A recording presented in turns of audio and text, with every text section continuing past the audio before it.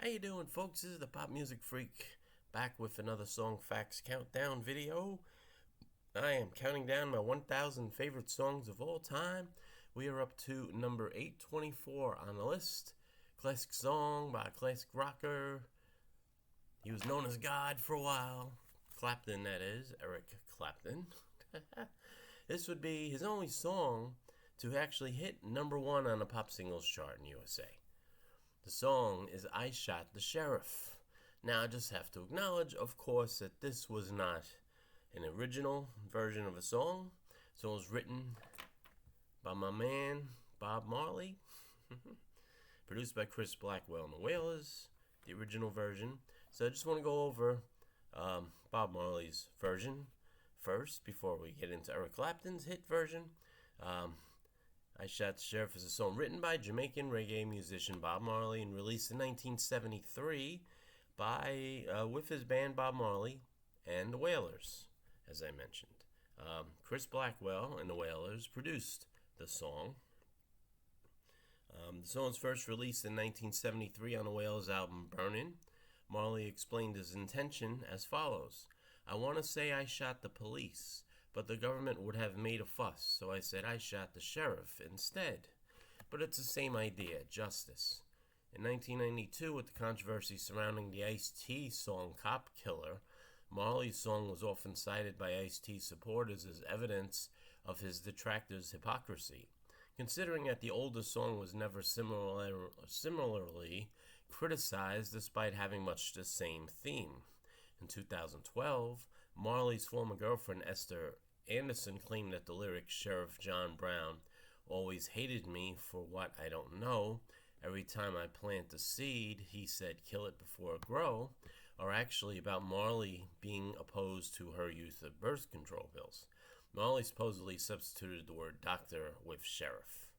I kind of think we'll go with what Bob Marley said about the song, but the Bob Marley version was certified silver in the UK for sales of 200,000 copies.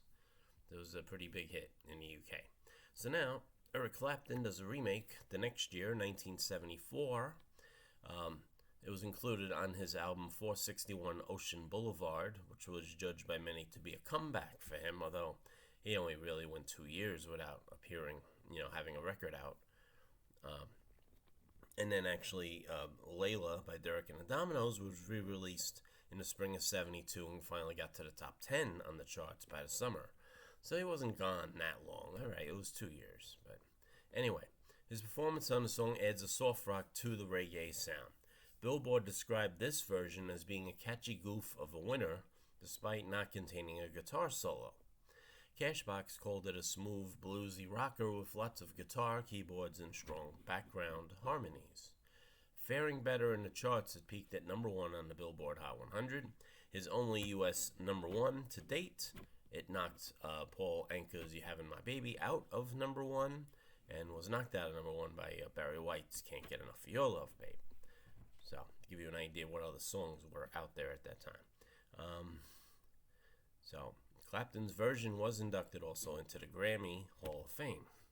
Tom Dowd was the producer on Eric Clapton's album 461 Ocean Boulevard. Alright, so on the weekly charts, of course, besides number one in the US, let's look at what else it did. Number one in Cashbox, it was number one in Record World, actually hit number 33 on the R&B chart, hit number 9 in the UK, it hit number one in New Zealand, number one in Canada, and let's see, any twos or threes? Number 3 in Norway, and number 4 in Germany. Okay, so now the year-end chart of 1974, it ranked number 76 on that chart, and ranked number 11 for the year in Canada. So it was a bigger hit in Canada. It was re-released also in 1982 in a few spots, hit number 23 in Ireland in 1982. Certified gold for 1 million copies sold by the RIAA here in the U.S., and it was his first and, to the date, only number one on the pop singles chart. Tears in Heaven hit number 2. Lay Down Sally hit number 3 on the charts. So now, with all that being said, Warren G came out with a remake in 1997. Although he changed the lyrics of the song, he just kept the chorus, I Shot the Sheriff, but I Didn't Shoot the Deputy. That was the lead single off his album, Take a Look Over Your Shoulder, in 1997, produced by Warren G. Hit number 20 on the Billboard Hot 100. Let's see, what else? Was certified gold in the USA for 600,000 copies sold in 1997.